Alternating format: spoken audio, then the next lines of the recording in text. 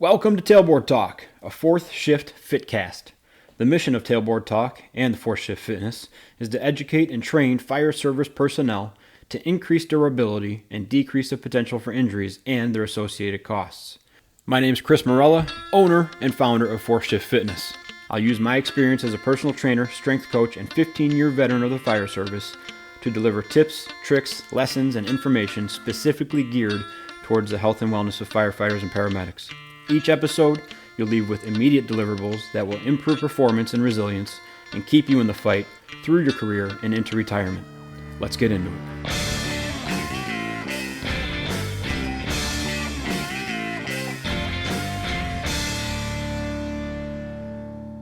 What's up, guys? Chris here, and gonna have some fun today, okay? Soon here, I'm going to open it up with a few questions. Before I get to that, added the Buy Me a Coffee button on the website, on the episode page, and also the most recent episode page. And I tell you how much money I made from that button this week. Here's a clue. It starts with a Z. But I'm here for you guys, right? If you like these episodes, if you like what I'm doing, if you find one that helped you out, and you feel like you want to donate to the show, hey, I'd appreciate that. Go hit that button. It's only a couple bucks. Not a big deal if you don't, though. Not planning on it. Just something there you can give me a pat on the back if you choose so. Also, head to the website. We've got shirts, hats, and stickers still. Check that out. Let's get to it. I want to ask you some questions. We're going to start off the episode with some questions. Now, there's two options here, and there are only two options. You pick, okay? I'm going to try to paint a picture for you. When it comes to firefighting, when it comes to the hero stuff, you're either head down, through the front door, fighting the devil, chewing leather, aggressive interior attack 100% of the time, or you're just a yard-breathing jolly volley who needs to stop pretending. You pick, right? Here's another one, love it or leave it. You're either 100% committed to this department as it stands today, and you will be thankful for every single minute you get to be here. Or you might as well just go pick up an application from McDonald's because you don't deserve this job. How about this one? As soon as you get hired, you start working towards promotion, attending outside classes, donating your time outside of your shift, and becoming an integral part of this department. Or you're a liability. You obviously don't care, and you're probably just in the way of someone else who actually wants the job. Now, those are stupid things to say, but they're also classified as something, and that is either or thinking or the false dilemma, and that's what I want to talk about today because my God, is that a lot of it going on. And for some reason, I pay attention to this stuff a lot because it is unbelievable, picked a new word. It's unbelievable to me how people can be so sure about anything, especially right now, but in general, right? But here we are, spouting off stuff like we know what's up, even though we have almost zero information about it. Now, you might say that's a Dunning-Kruger thing. It is. Part of it is, right? There's a huge dose of that going down. But this is also this either-or thinking that I think kind of precedes that. It leads you in the Dunning-Kruger effect thing. Now, the either-or fallacy, okay, or the false dilemma, I'm going to read you a summary of it from this website. And I'll put the website up there. Here it is. It's a false dilemma, false dichotomy. It's a type of fallacy, a logically false belief wherein a said situation only has a limited number of alternatives, usually two. But in reality, it can have more. It only presents two opposing options in a situation in such a way that they seem to be the only available options. All right. And it goes on to say, if one thing is true, then the other thing must be false. And there's no other way to look at it. You're either one thing or you're another, or you believe one thing or another, or you're for something or you're for the complete opposite of that thing. And it's a dumb way to think, but we see a lot of it, especially we're still 2 years away, but there's going to be an election coming up. That's all that election campaigns are, is telling you you're either one thing or you're the opposite thing. Removing all the gray in between and removing all the thinking in between. So I want to do this episode today because I understand how it happens. We're paid to and we're trained to make snap decisions, right? And we're good at it, I hope, I think. We're good at it sometimes. But we're good at it in the acute sense when we arrive to something that just happened and we're going to deal with it for the next 12 to 30 minutes, maybe 2 hours on the very long end, right? We're good at that, but we are absolutely terrible at any kind of extended circumstance and extended situation. I mean, COVID was the perfect example of that, right? If you made a snap decision in the first 2 weeks of COVID and you didn't adjust it the entire 2 years, I mean, if you weren't conflicted in that time and didn't change your opinion of something, of one of 10 different things that happened in the past 2 years, oh man. But this is what happens when emotions get high. We simplify. So we take a very complex situation, we distill it down to something that we feel comfy with, and then we just throw that out there as the 100% truth. And if you're not about that one particular idea that I'm comfy with, then you are the exact opposite. Not only are you in support of the exact opposite of that, but you personally embody every negative attribute of the exact opposite of what I think is just and correct. It sounds crazy, but it's absolutely rampant. And I'm not mad at it. I get frustrated with it, not the person. That's a tough one to do because I understand. I mean, I've said on this podcast several times now how just 6 months ago, I was incapable of doing yard work because I was so overwhelmed, mostly with work, but also the growing family and also the side biz here, that I just had no mental capacity left to do anything else. And it felt terrible. But I simplified. I took what I had to do and I made it as simple as possible. And I stuck to that. And I covered my bases. And some days it was hard to even do that. But that's what I did. So I get it. If somebody's in a position where they're feeling overwhelmed and they need to simplify, I get it. What I struggle with is seeing people who simplify for their comfort and then pushing that comfort as the truth or as the only option available. And I shouldn't, because I should be able to empathize with that, but it frustrates me because, well, we'll get to that. I'll tell you what it makes me think in a little bit. Here's some ways to spot it. The first way, the easiest way that I spot it is name calling, right? Where somebody believes so strongly in an opinion of a situation that if you're against that situation, now you're the subject of their scrutiny. I'll tell you my favorite one. It's calling someone a sheep, okay?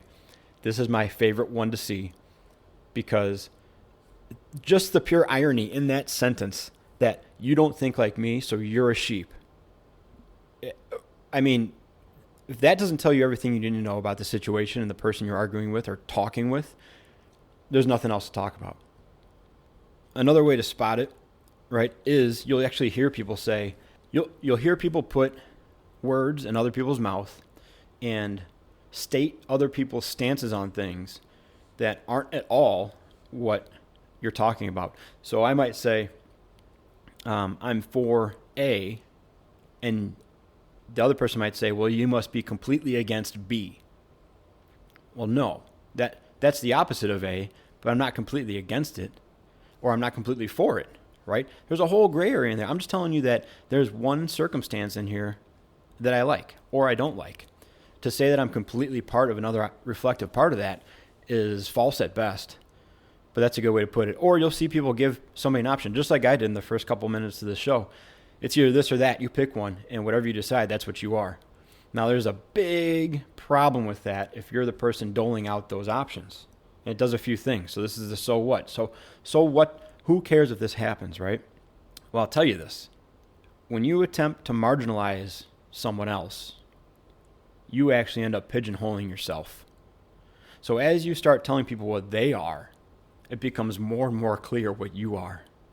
And that's a dangerous thing, because now this is kind of going into the gym life thing, right? We went to a seminar from Thomas Plummer 4 or 5 years ago probably, and he was talking about people that cancel their gym memberships. And the way that most people cancel their gym memberships is just passively. They just don't show back up again, and they wait for their term to expire, and they opt out of the auto renew. And you just never see that person again. There's no like exit interview. There's no like formal request to cancel. They just wait till their term is up. They'll blow money that entire rest of the year, regardless how much is left. They don't want confrontation. They just want to get out of your gym or whatever. So they'll just ghost you, keep paying you, and then they'll just disappear. They'll actually ghost you. And that's what's going to happen. If you're the person that feels like you're an expert on any situation in general and no one will engage with you on that topic, it might be easy to think that it's because you're so well versed in it that nobody can compete with you. It's really because nobody wants to deal with you. Nobody wants to get into it with you, except for people like me who just want to get into it just to see you spin off the face of the planet. If that person is poking you about it, take warning of that, okay?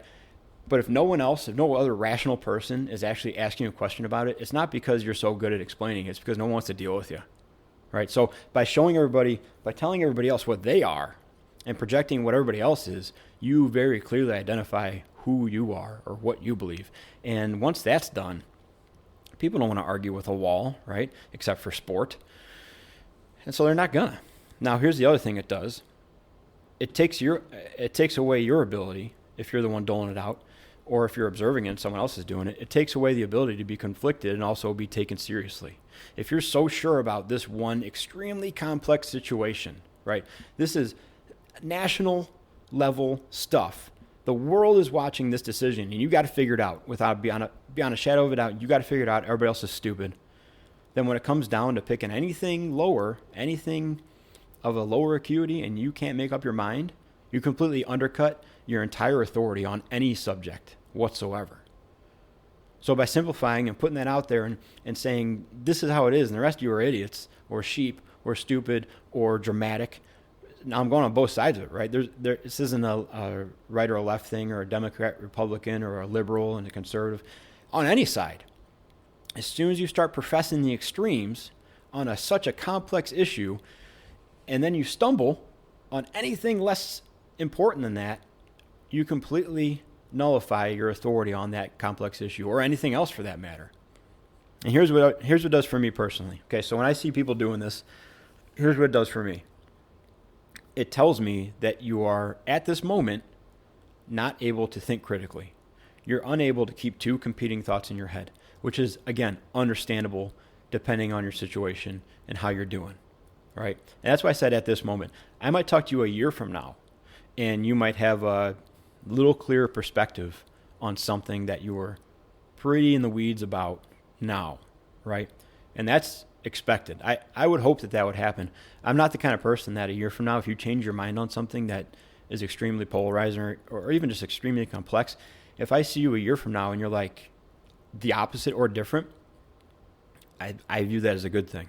That you've actually taken the opportunity to look at that situation and make some more decisions and maybe factor in some more things and change your opinion on it. I'm down with that, right? I'm not going to hold you, but like, well, a year ago you were saying this and now you're saying this. That's equally as dumb, right? That's me putting either or on you. You're either the thing you say now forever, or you're a flip-flopper who can't make up his mind. That's equally as stupid as everything else I'm just talking about. But more so than that, it tells me that you're either so scared or so daunted or so overwhelmed by either that thought or things in general that, like I said, you need to simplify this enormously complex situation down to the most bite-sized, palatable, comfy thing that you can stomach. And then the mistake is where you profess that as the truth and the only option to the rest of the world. That's what it shows me. It shows me someone who's struggling real bad and they're grasping at something to cling on to because they need to say this loud so someone else pats them on the back and makes them feel secure about it. That's what it tells me. That's what either or thinking shows me. You're afraid to look at the gray, which I get it. Like I said at the beginning, I get it. We are paid to look at the gray. We're not paid to stay in the gray, right? We need to make a decision. We're either doing this or we're doing that. We're going here or we're going there. We're using this tactic or we're using that one. We're also paid to pivot. We're paid to continuously take in information, whether it's a patient doing differential diagnosis, a fire scene, secondary size-ups, paying attention to conditions, adjusting your tactics. We're not just paid for the first 5, right? The first 5 sets us up for the next 2 or 3, potentially, right? First 5 minutes sets us up for the next hours.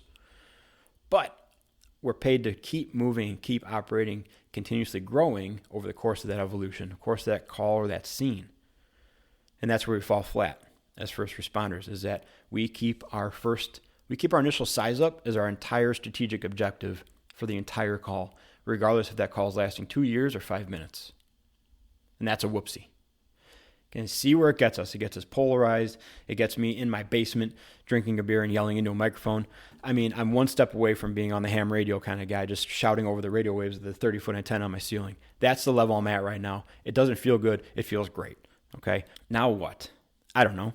I mean, now you just keep doing whatever you want because you're just going to do it anyways, right? This is a really hard thing to break. It's a really hard tactic to backpedal on because it becomes your character.